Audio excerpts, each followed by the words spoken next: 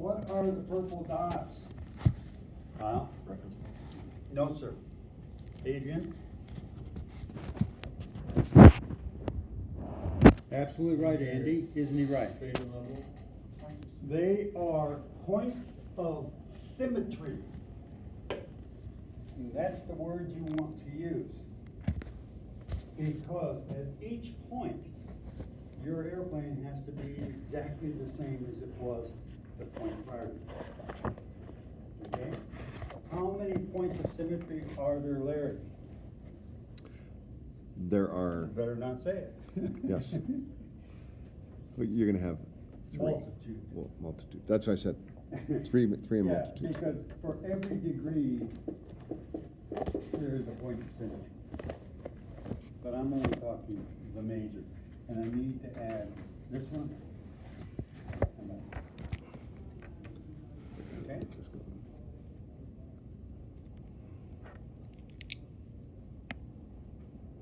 Any questions yet? So, the next thing we want to know, what are the constants in a lazy 8?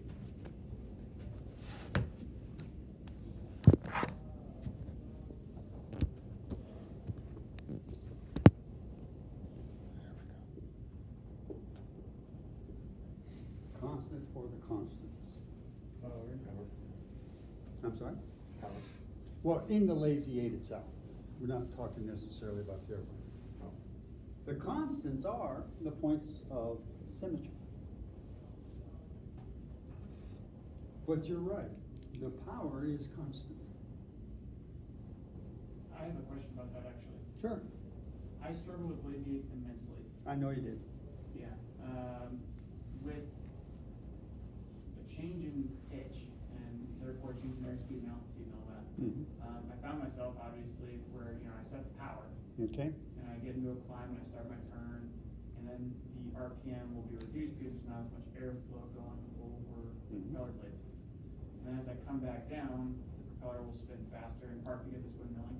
Absolutely. And then I'm now really developing more power uncommanded, albeit so, but how do you work with that? Because that does change where at least I ended up in relation to my constants. So how do you work with that? I'm answering your question. Okay.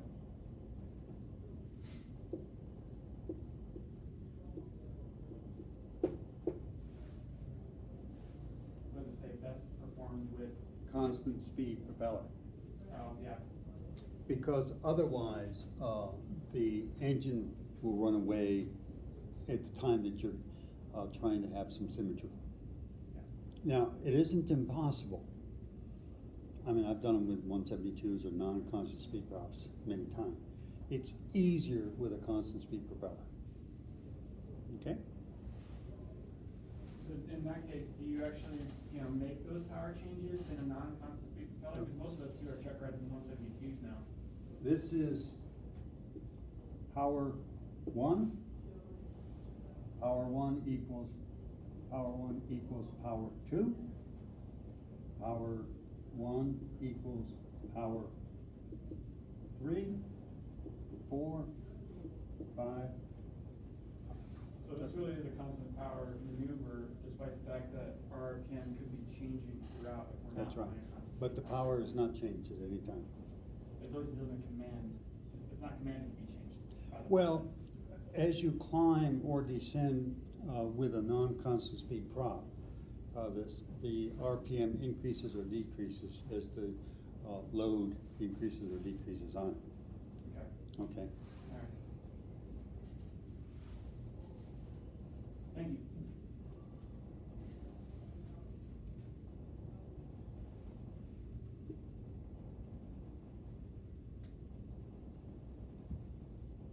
What is that picture?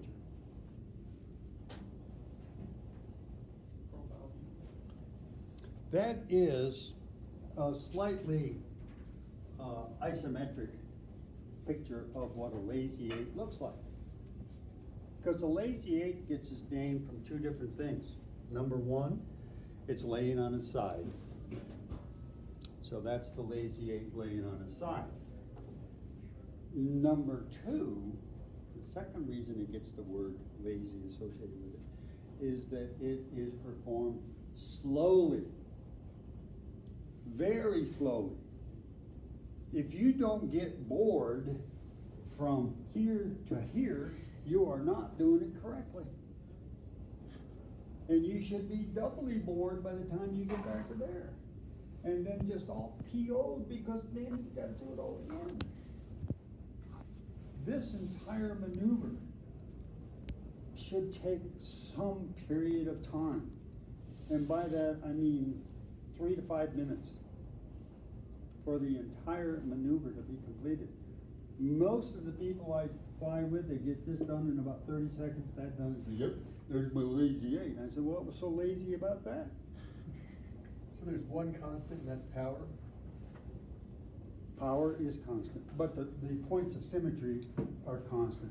And because of the fact, thank you.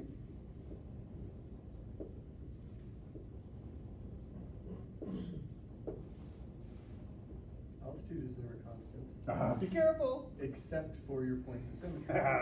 You way ahead of me. See, so that's why I asked the question about the constants. The one thing that we don't ever change is the power or the configuration, so on and so forth. However, the altitude has to be the same here as it is there, as it is there. That's a constant. The altitude that is hit here has to be exactly the same altitude as hit over there. That's why they are called points of symmetry. Along with airspeed along each of Exactly those as right. well. What is the airspeed, since you bring it up? What is the airspeed? Just above stall, Yes. because that's what you need for that nose to slice through the horizon. And slice is not an appropriate word. Fall, Passes. passes through. The nose fall, FAA says falls through the horizon. So yeah, so you're pointing out the points of symmetry and those things that must be constant. So then, at the 45 and the 45 of the other side is gonna be constant along with the 135. That's why I and said how many 135. points of constant. Right, okay. There are hundreds, infinite number of points of constancy here. So I guess you could say even though at no point are the flight control pressures constant, That's right. because of, there's still different points of symmetry throughout the maneuver. I don't know where I was going with that, but. But you are absolutely correct. At no point, other than the entry and the exit, and you might be able to argue with me here, is the airplane fully coordinated. Why is that, Greg? Go back to your multi-engine days. It should be coordinated throughout. I'm not sure what you're saying. No, it's not. You're always working, here's your lubber lines on your turn coordinator. Right. The ball is always charging somewhere between here and there, always changing. It's never locked in center. If it's locked in center, that means you are right there, or right there, or right there. Oh, That's the only time it'll ever be locked in center. It is transitory. The ball is moving somewhere in every other point. because you're constantly changing the Mhm. controls. But remember your who's multi-engine rated? Yeah. Remember in the multi, it's okay to work a half a ball out. That's considered in multi-training to be a coordinated flight. And you'll do that when you're on single engine. Yeah. You actually want. And that is what's happening here. Isn't that minimum slip? Yeah. But it's not cross-controlled, but it's more like a slip. Slip is partially cross-controlled, but we don't get into whether it's cross-controlled or not. But the ball is traveling between, half a ball out is what we say. A half a ball out of the lubber lines is perfectly acceptable. And the FAA, is evaluating us on what? Ever-changing control inputs. That's why you can't trim. You try to trim this. You try to trim this, you're all done. The examiner's gonna say, forget it, you don't know anything about flying. You cannot trim this because at every point, the flight controls are changing. But you trim for the entrance. Oh, yeah, straight Straight level. level. Yeah, this is the only point that is really truly trimmed. What's the airspeed entry? Maneuvering speed? Yep. And or what? Oh gosh. No, that's not right. It's maneuvering your cruise, It's maneuvering speed whichever Or is what the less. POH recommends. It's whichever or is whatever less. the POH says. And the POH seldom ever states it, so it has to be maneuvering speed. But it'd be maneuvering or less, because POH. would not be Maneuvering higher. or less. That is correct. All right. The only place that will ever be truly coordinated. The ball will be absolutely dead center. Should be. All right. Power is constant, yes. Altitude constant at varying points of symmetry. So if you go up 1,000 feet here, you have to go up 1,000 feet there from this point. All right. Airspeed. Where is the fastest airspeed? 135. 135. Who said 135? I did.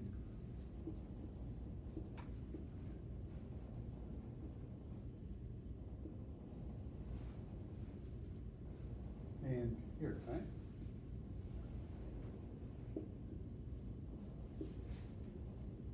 What is, oh, 35, yeah. What is that airspeed? And why is it faster? You're descending. That is true. You'd be at the bottom, should be at the bottom of your descent, so. So if you have your hands on the control yoke and you're attempting to slow that airspeed from going higher than your entry speed, you're making a boo-boo. Because the airspeed is slowing, increasing, fastest. It has to go faster here. Why? To get enough power to climb again. Not enough power, but enough Energy. airspeed to correct for the trim that was straight and level. Remember, what does trim do? Trim sets an airspeed. That's all that trim does. Yeah, it says, oh, take the control pressures off and so on. No, it sets an airspeed. So no matter what you do with that airplane from this point on, you let go of the yoke and the rudders, and if it has time enough, it's going to come back to what airspeed? That's trimmed airspeed. What do you want? I want it all in a bag of chips. You want a soda pop to go then? Yeah. Okay. Why did you bring him in here? Sorry. You are sorry, let me tell you. But he's sorrier than you are. Hey, do you have to do? Is it not? He made George do a simulated instrument for his CFI. Is that a normal thing? For some Mhm. reason, I didn't realize that. Does anybody know why? Because it's in the It's in the private and commercial. Because we have to teach unusual attitudes. And it's very possible that a student or a private pilot could be out there and get caught in above the clouds and have to come back in. That's what I figured, but I just didn't realize it was part of the exam for Check the certificated. ACS, check the ACS. I don't, it's probably in there relative to, uncoordinated flight or upset is, I think what they Yeah, call it. yeah. That's surprising. Yeah. It's okay. Yeah, Did George pass it? he did. Damn it. I don't know He's who a is it. certificated flight instructor. You know, for an unknowledgeable instructor, the student did a great job. I know. Just touch and go. All right, so then airspeed is changing, but now we know why the airspeed goes faster than entry speed at the 135 degree. And if it doesn't go faster, then what's happening? You're doing it wrong. It's gonna throw off your other points of symmetry. It has to be faster here than your entry point. Laws of nature say that. You coming back? Yeah, I'll be back. Fair enough? So this is very, very important concept because most people that are teaching this and trying to fly this attempt to keep their airspeed at the entry speed. No. Actually, if you had an entry speed of say 80 knots, this may be 92. This may be 105, I don't know. Depends on the aircraft. But by the time it increases its airspeed, what happens? You're coming back to straight level, That's and then right. now you're gonna climb again. What is that called? The- Going back to trim, what causes the trim to return, or what causes the airspeed to bring it back to trim? Called load factor. Where do we get load factor? Airspeed. Because airspeed and load factor are pretty much one and the same. So the faster the airplane goes, it's pitching, causing it to pitch up and come back. So you're looking down more at the surface of the earth here than you are there. Even though the airplane is descending. So it comes through the 135 like this, increases airspeed on its own and levels off. All by its lonesome. What is that? What? I don't know. All by itself. Positive stability? Yeah. Positive stability. What page? Where? Oh gosh. It's on that airplane flying handbook. Or on page. Oh, Pilot's Handbook Aeronautical Knowledge, what page? Or yeah, that's what I meant, the P-hack. Shit. Sorry. I'm recording this. P-hack. Adrian, Fuck. I am so, that is the one thing that you can just upset me with, calling it P-hack. Pilot's handbook of You're not working at Jefferson, are you? No, I've been out of the game working pay rent. Working to pay rent. Yes, sir. I rob banks, that's how I get my money. But anyway, I'm just going to say, even the Boeing people, used to be called Jefferson, now it's Jefferson Boeing or Boeing Jefferson, whatever. They call it the P-hack. So when I was talking to the Jefferson person today, I said, where's your P-hone? What's a P-hone? Oh, you guys actually do know that the PH sounds like an F. And you say, phone. So why the hell would anybody say P-hack when the abbreviation is P-H-A-K, which is FAC? Damn it, I don't understand people. Do you think I get upset about this? I just forgot what we agreed on, so. Can we call it the fact? It's the fact, That's what we are calling the fact. yeah. It's not the P-hack, because if it's the P-hack, then I have to go down to the P-harmony to get my, I can't even say it, the, P-home. no, my medications. Hospital. My pharmaceuticals. Pharmaceutical. P-fruticals or whatever. I mean, it just makes no sense that people say P-hack. It makes zero sense. Think about it.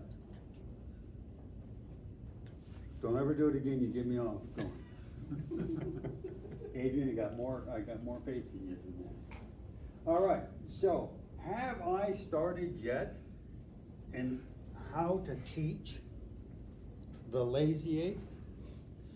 Well, yes, because I have said that your power is set here, that's power 1, and power 1 is the same all the way through, never changes. Now, if you are using a constant speed propeller aircraft for this, find the power setting in manifold pressure that best helps you get this maneuver done. Okay? And theoretically, if you're still working on your commercial, you will use a complex high-performance aircraft. It doesn't have to be high performance, but close to it, all right? And,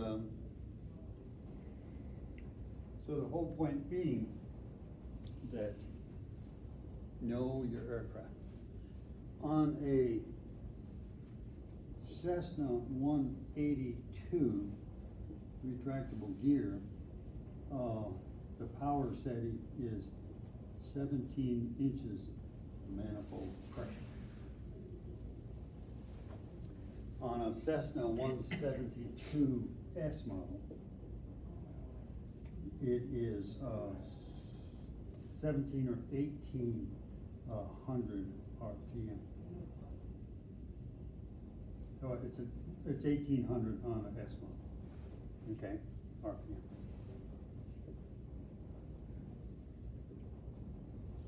And if you're using one of the older ones, it's 1700. For 182, would you use 2400 for the RPM on the propeller on the 182? No, you forget the RPM. You're not going to set the It's RPM constant level speed, cruise? don't worry about it. But you'll set it at a... Whatever your entry is, just leave it at cruising, doesn't matter. It's not a chandelle. On a chandelle, you change it, but not on lazy eight. So this thing, manifold pressure and RPM, those are really very close to the actual numbers. Okay. If you're flying one of the low wing things, it's close, but these numbers work pretty well for the low wings as well. The low wing pipers, I should say. Now what? What's the next thing that we need to teach relative to the lazy eight? Your reference points?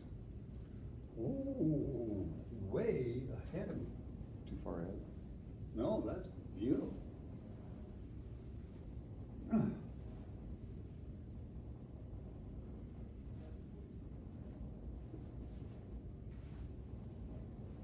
At this location, what is that? Pikey Peaky? Pikey Peak. Okay? Pikes Peak. Where's your nose? Heading south? Okay, I'll buy that. So if that's Pikes Peak and you're looking south, what is this altitude out here and what is this altitude over here? Equal. Equal, who said that? What is the picture? Is it the same picture? Yes. No. Different wing. Well, you're Different sides. slightly adjusted left and right a little bit. Because this is east, if that's Pikes Peak here, then this will be east and this will be west. What are you looking at? You're looking at, may I erase this part? Sure.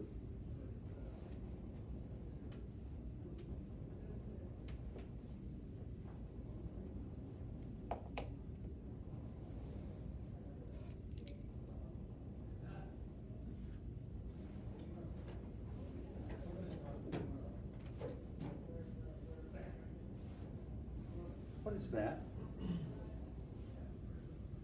It's a line. It's a line on the horizon. whiteboard. It's your horizon. What does it represent? I'm not sure. That is, on a high wing airplane, the underside of the wingtip. Oh.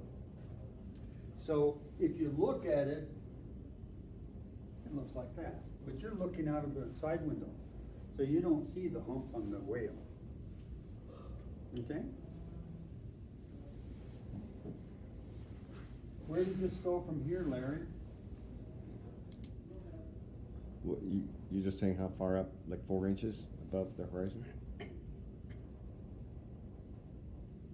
So what does this line represent, Larry? No, that's our horizon out east. That's the horizon out east. Little Philly for out east. Just kidding. Ooh. What'd you Wow, say? that's Secondary. He's trying to fit into other people's. Okay, so that's the horizon to the east. Got me so damn upset I can't even spell east anymore. But here's what I've done many a time. I'm out there, in the late afternoon. What do I get? Something reflecting way out there. 20, 30, 40, 50 miles out, there's a reflection. That bright star out there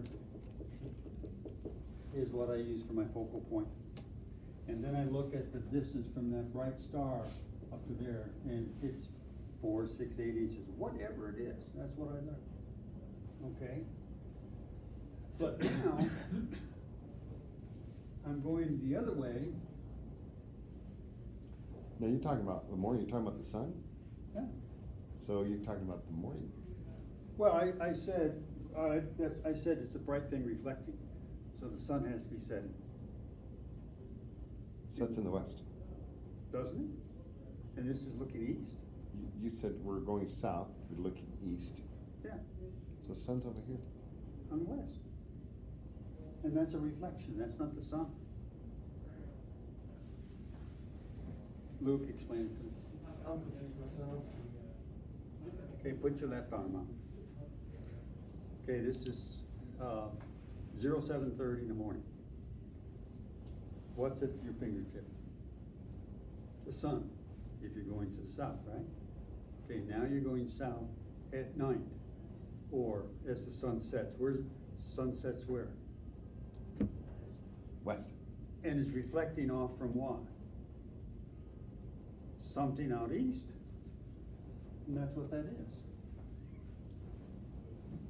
When you drive home at night going east and the sun's behind you, do you ever have the lights, or not lights, but the windows reflecting in your driveway or your pathway? Oh yeah, you never lived in, I'll tell you where to go. Go on Colorado Boulevard at Alameda and you'll see exactly what I'm talking about. This is a reflection, this is not the sun.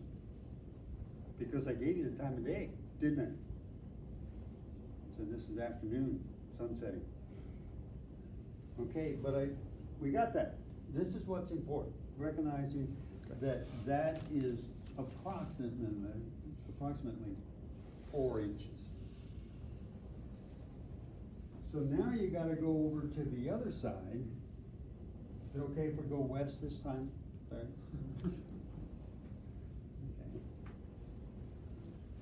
And remember that you're not seeing the top of the wing.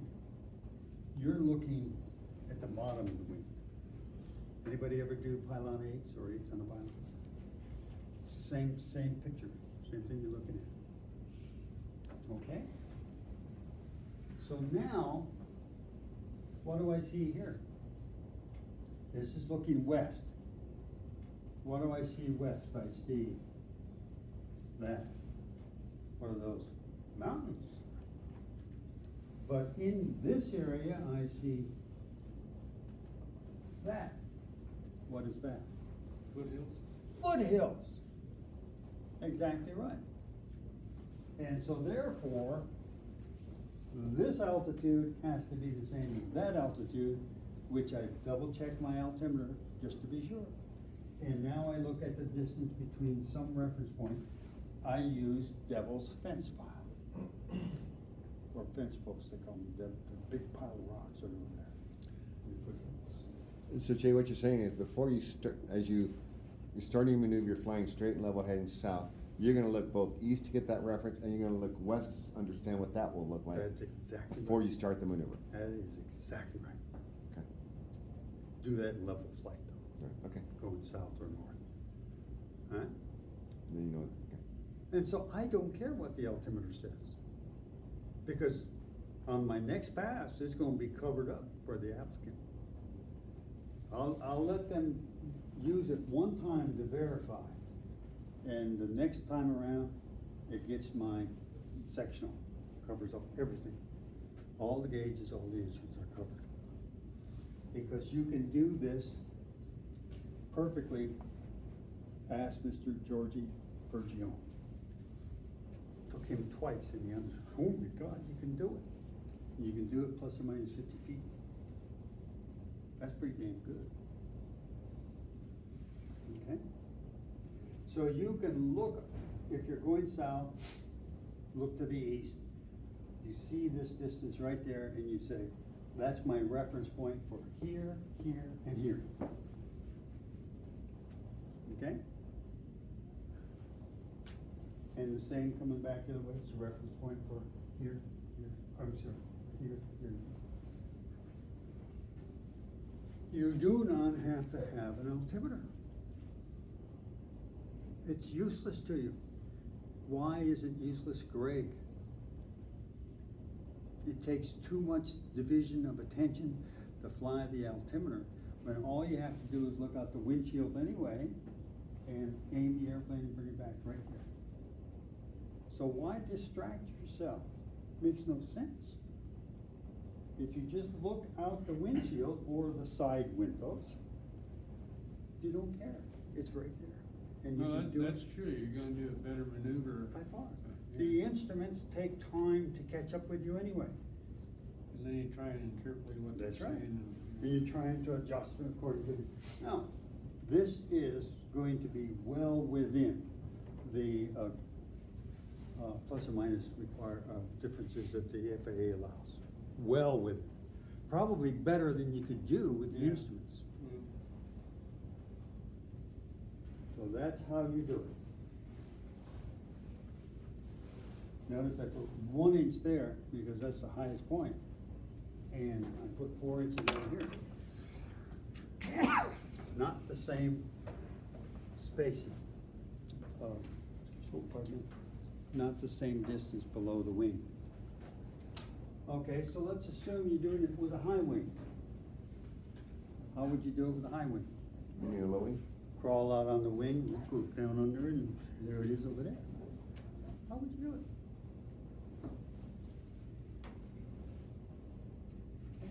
This is the opposite, you just have it right above it.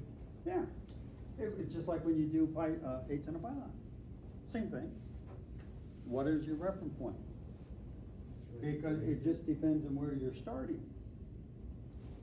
If this is the low wing and I'm looking over the low wing, I'm seeing that up on top.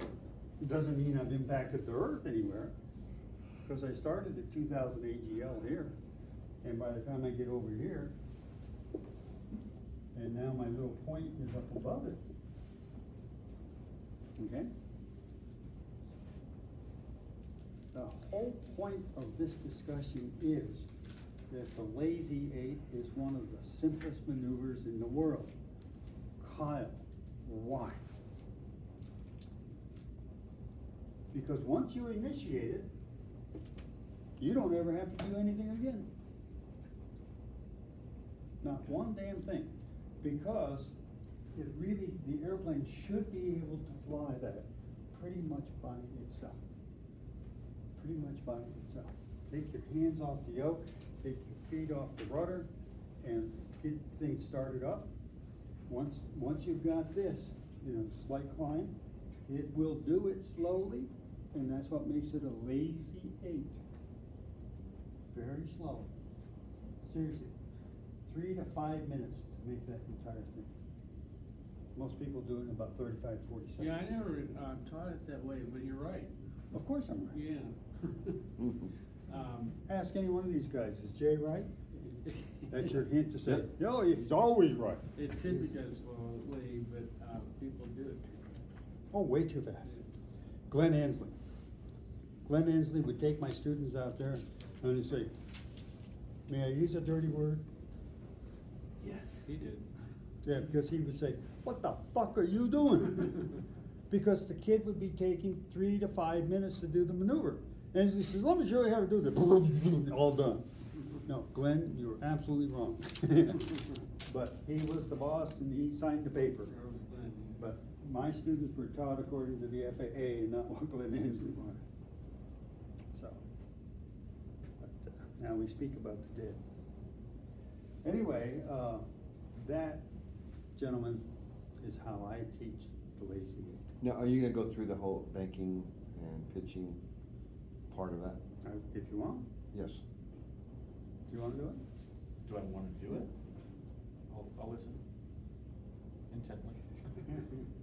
All right, so what is the key to this maneuver? Does anybody know the key? It's- Be very slow. It's slow. You should get bored doing this maneuver. This first 90 degrees should just about have you blowing your mind.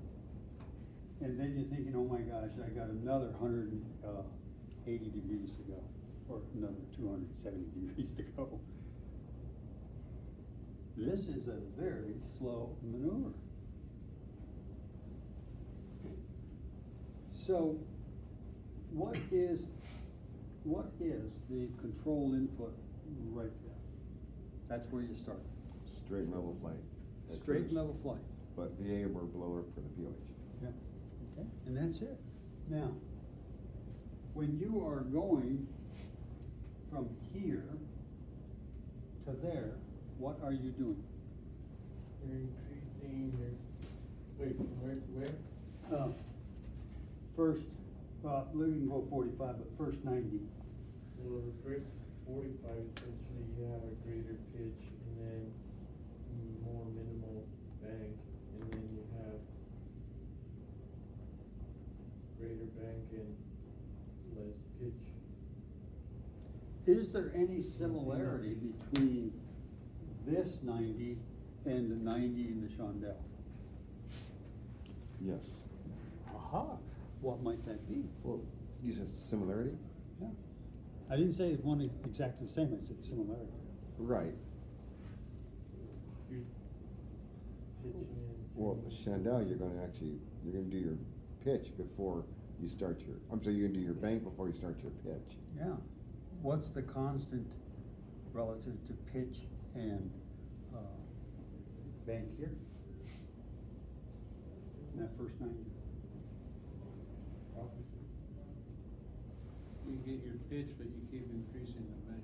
Well, you're increasing your bank first, then slightly pitch to the first 45, and then actually you don't hold the pitch, you're gonna start decreasing your pitch slightly as you increase your bank to the 30 degrees. So, Kevin? For the first 90? Mhm. So that's gonna be a constant bank changing pitch. That's exactly right. Is that right? Think about it. What is, that, did we put constant, well, I erased it now. Did we put constant pitch or constant bank? We did not. no, So therefore, could Kevin be right or wrong? He's not that big. Tell him he's wrong. It's a Well, constant rate of bank. A constant changing. Remember what it is that we are being evaluated on, right? What is it the FAA is evaluating on? Our skill with the airplane under ever-changing control inputs. Right, yeah. So And what are the nothing ever-changing stays control constant. inputs in this first 90 degrees?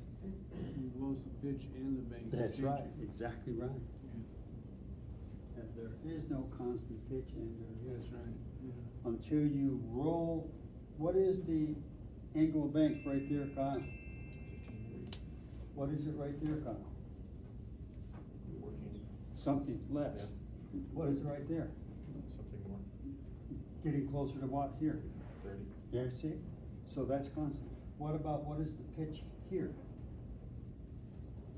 Small pitch. A small amount. Yeah. What is the pitch here? 30. Careful. Isn't that the 90 degree? Oh, It's pitch. pitch. Yeah.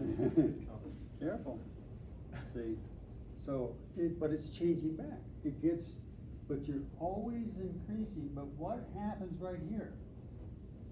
What is the status of flight there and there relative to being pitch up, pitch down, or is it straight and level flight, or banked level flight? Well, it changes from. That's not what I asked. I change my diapers every day.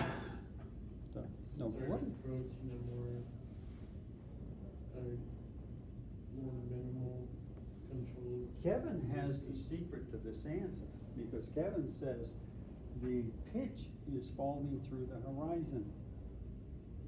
if this maneuver is performed exactly right, at the 90-degree point, the airplane is banked and the nose is falling through the horizon. So you'll be for an instant level flight but banked. And then the bank is coming out. Why is the bank coming out? Luke? Bank's coming out because you have a loss of airspeed. As you're climbing, you're losing airspeed, and then the nose is gonna more naturally come down. It will, it has to. If you put any control input to make that nose come down, you are doing this maneuver incorrectly. Otherwise, you're not flying a positively static and dynamic airplane. Okay? Take it back to the shop and tell them to rig it. It should be rigged. So this is something to really keep in mind. At this point, you are doing no control inputs. You have done all of your control inputs to that point. But at that point, the airplane says, I've had all I can take, and I'm going to start going back home. And you say, no, you're not. And he says, yes, I am. But you don't move anything. And so that's why it falls through the horizon, and it exceeds your entry airspeed because it's got to get back to what you had trim for. What is trim used for? Airspeed. Forget this nonsense about trimming off control pressures. That is BS. You trim an airplane for constant airspeed. That's really what it's trimmed for. So that you don't have to keep putting control inputs in. All right? Why do you trim on a long climb? To maintain airspeed. And what else? Constant airspeed. Constant airspeed climb, you trim it. And then you take your hands off, right? Right, So it reduces the workload. But the main reason was to get that airspeed, so that you don't have to keep fighting. Any other questions about the lazy 8 and how to teach it?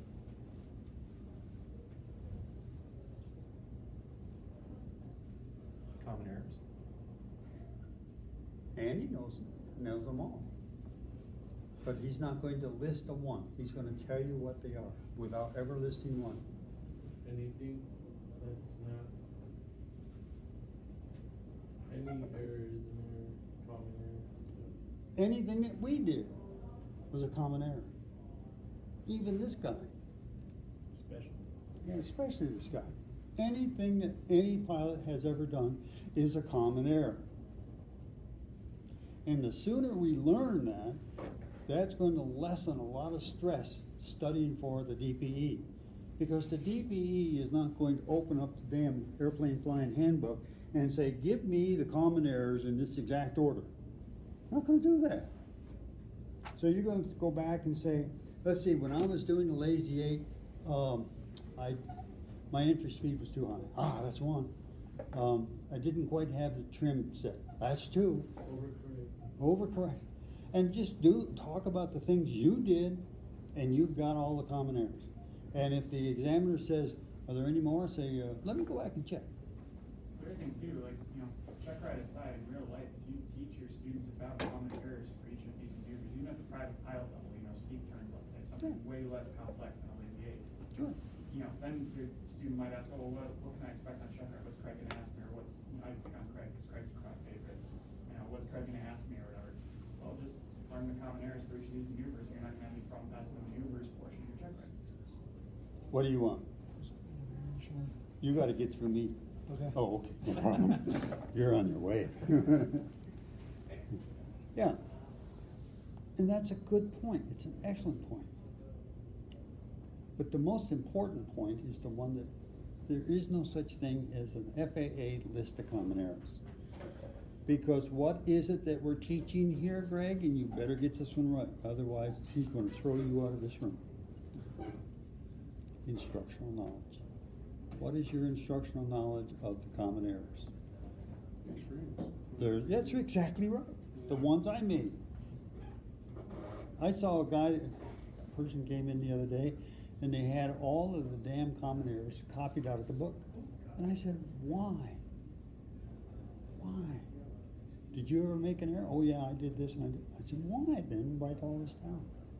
Well, I would say, in defense of that is, not every student's the same, so people are gonna exhibit different errors, so by seeing what's in the handbook, maybe there's something in there. And I like your point. However, the applicant is talking about their knowledge. See, and so the ones I did, I have real good knowledge of. But And the I ones did a your bunch. student exhibits are, Yeah. might not be the same. And that's true, but this is your exam for the CFI. And so they're asking about your instructional knowledge. Questions? Because when we come in next time, Larry, we're gonna do eeny, meeny, miny, and mo. Larry. I'll be fine. And so, but I think that if you did not take any notes in some of the drawings here, you're doing a disservice to yourself, unless every bit of this makes sense to you. Because this is pretty common board exercise that DPE's asking. How would you teach Tracy? There is another maneuver that is thought to be the most difficult of all. Which one is that? Eights on fire. And it's the simplest thing in the world. And everybody, and I mean, they write magazine articles on it. The most difficult of all the maneuvers is the eights and the final. What the hell are you talking about? So easy to teach. And a lot of it is premised on understanding aerodynamics, power settings and things like that. If you pick your first one, you're fine. So, yeah, it's really very, very easy. Once you do them right, it is. But most people don't know how to do them correctly. Why is that, Greg? Cause you didn't teach them. That's right. That's one way I'd put it.